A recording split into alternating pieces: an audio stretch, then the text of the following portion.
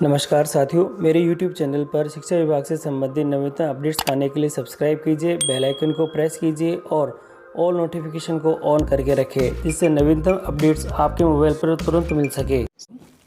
साथियों, no bag day द्वितीय शनिवार और विद्यालय में रजिस्टर का संधारण करना होगा और इसी के साथ ही समूहवार गतिविधियाँ भी करानी होगी।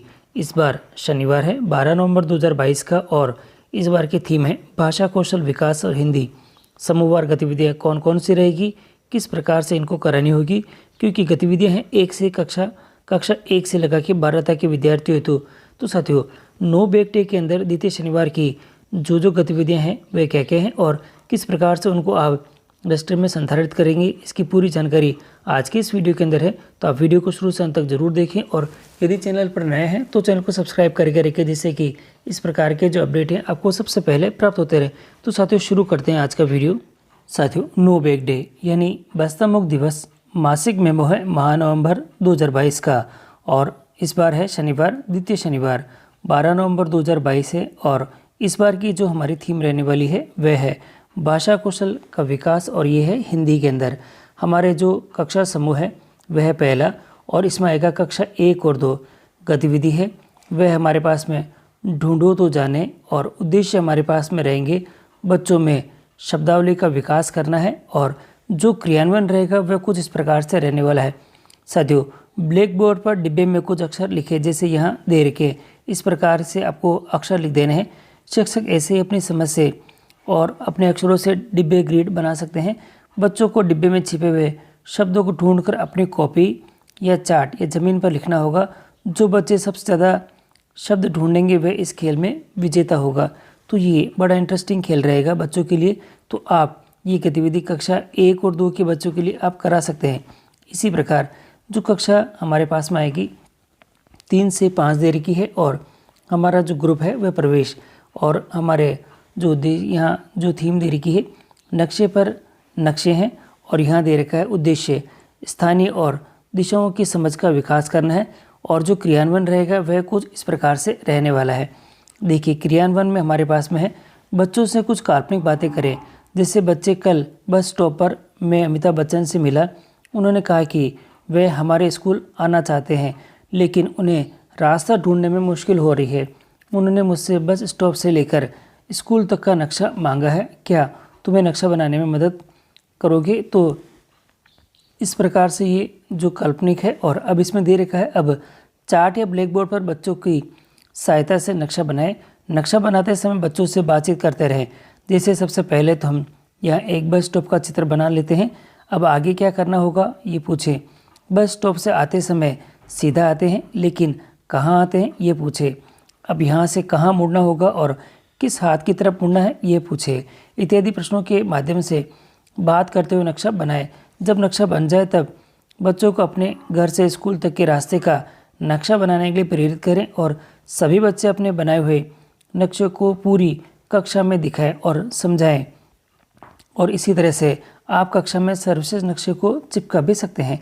इसी प्रकार अब आता है हमारा अगला ग्रुप और उस ग्रुप का नाम है हमारे पास में दिशा। और इस ग्रुप के अंतर्गत जो हमारे जो थीम है कहानी से नाटक और यहाँ से दे रखा अपने पास में जो उद्देश्य है रचनात्मक सोच व अभिव्यक्ति करने जैसे कौशलों का विकास करना है और जो क्रियान्वयन रहेगा वह कुछ इस प्रकार से रहने वाला है। इस गतिविधि में प्रत्येक सदनवार समूहवार किसी एक कहानी पर नाटक तैयार कर उसका प्रस्तुतिकरण करना होगा। कहानियों बच्चों की पाठ्यपुस्तक से ले सकते हैं। बच्चों के छोटे छोटे समूह बनाएं। अब प्रत्येक सदन समूह को एक चयनित कहानी पर नाटक तैयार करने को कहें, परंतु हर सदन समूह को कहानी में कुछ नया मोड़ देना है। उदाहरण के लिए एक समूह को कहानी का एक पात्र बदलने को कह सकते हैं तथा दूसरे को कहानी का अंत बदलने को।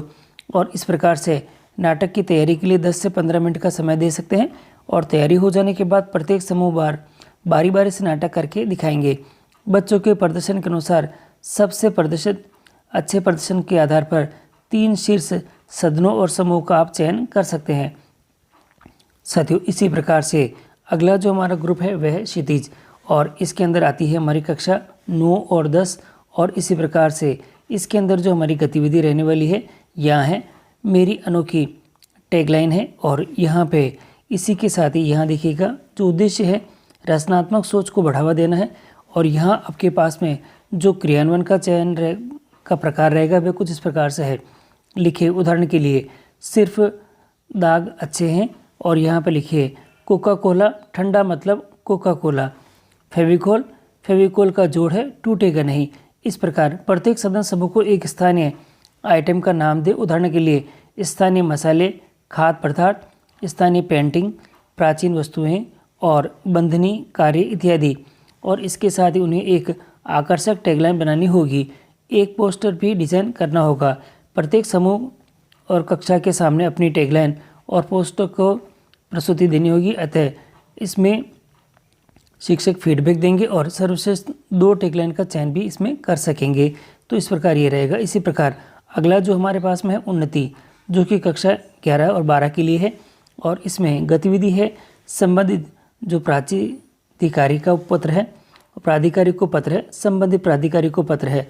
और यहाँ दे रखा है जो उद्देश्य रचनात्मक लेखन क्षमता का विकास करना है।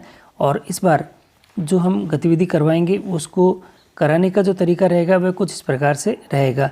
बच्चों को सदनवार छोटे समूह में बांटें। प्रत्येक समूह में 5 व 6 बच्चे होने चाहिए।